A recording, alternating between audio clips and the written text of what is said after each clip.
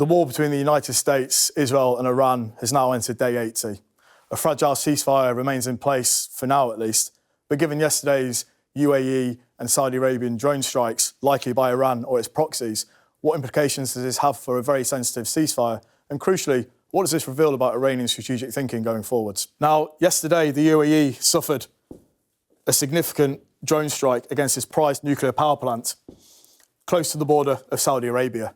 Now, even though Iran or its proxies haven't admitted any complicity, it's the main likely instigator of these. At the same time, the Saudi Arabians intercepted successfully 3 drones coming over its northern border with Iraq.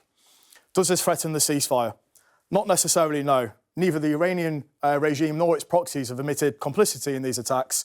And crucially as well, the Saudi Arabian and UAE governments have issued quite restrained diplomatic language. Also, at the same time, there's going to be intense pressure from Washington to ensure that there's no escalation by either Saudi Arabia or the UAE that can threaten that ceasefire. Now, despite that, yesterday, President Trump, after a telephone call with Israeli Prime Minister Benjamin Netanyahu, was growing increasingly impatient with the Iranian regime. There's a US peace agreement on the table. However, it looks like the Iranians are going to reject it. And President Trump levelled this threat against Iran, basically saying there won't be anything left of the regime should they refuse the latest US agreement. Now, it's almost certain that Iran will reject the latest agreement, and that's primarily because it's centred around Iran's nuclear enrichment programme. Now, Iran still retain a small collection of nuclear facilities in the centre of the country, particularly at Natanz, which was heavily damaged last year in the 12-day war with Israel and the United States. However, their one fully operational site still remains on the south coast of the Gulf at Bushehr. This is fully operational. Now, the United States have already made a significant concession on the nuclear programme for Iran, which is basically the possibility that the Iranian regime could retain full use of one of its sites for civilian enrichment purposes. Now, depending on how much military pressure the United States can bring to bear on the Iranian regime, this could be forced on Iran to be their site at Bushehr. This would offer enormous operational and tactical advantage for both Israel and the United States going forwards, should they wish to attack their one remaining site for any breakdown of peace or ceasefire, or if the Iranians are found to be in breach of civilian enrichment.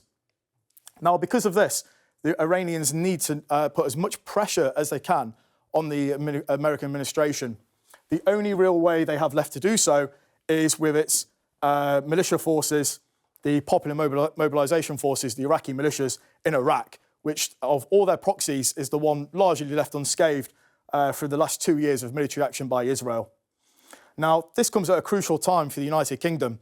Only recently, the Ministry of Defence have fitted successfully the new advanced precision kill weapon systems, essentially cheap rockets that are now laser-guided, to RAF Typhoons operating in the region, protecting both regional allies and partners and British forces and bases, providing that defensive shield, an umbrella to counter Iranian drone technology. This is crucial and will make a real difference going forwards. Now, longer term, the United States, despite inflicting significant military damage to both Iranians' defence and nuclear forces, are going to have to come to a realisation that there's only going to be, at some point, only military action will go so far to achieve America's political ambitions in the region.